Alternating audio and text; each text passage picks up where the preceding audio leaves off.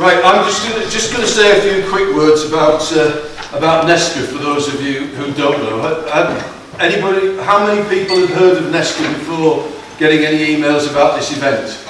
Quite a few of you are members, but you aren't all.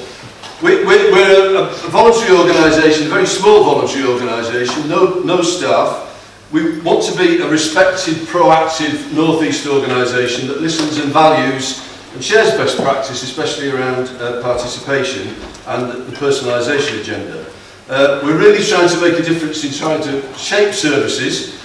Our members have all got lived experience. I know I certainly have. And our core members are members of numerous networks.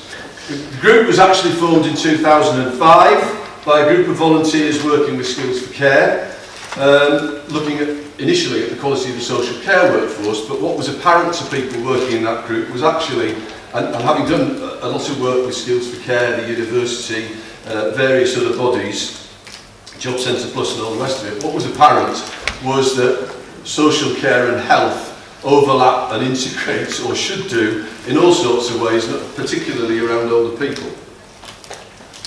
So we try to achieve our aims by listening to members' views, especially core members who are all members of other networks. So they feed information in and then they can feed information back, and it's amazing what you learn from people who are in other networks about what is good and maybe not so good practice. You've got in your little pack a pen. It wasn't there deliberately with a little light on it, but using a really cheesy metaphor, it's like sort of shining a light on best practice, but also shining a bit of a light into some of the dark corners where you think, well, if they can do things well over there, why can't they do them well over there, and why can't things tie together? We do provide a certain amount of advice to individuals, confidentially of course, and everything is done really in terms of confidentiality and respect. This conference is the culmination of a project called Wellbeing It's in Our Hands, which is a very small Awards for All lottery grant that we got just over a year ago, and we've worked together to put on a number of events, put out newsletters. The website's developed. If you haven't looked at the website and the YouTube channel, I urge you to do that, even though there's a video of me on it. You've probably had enough of me by the end of the morning. And this conference, as I say, is the culmination of all of that.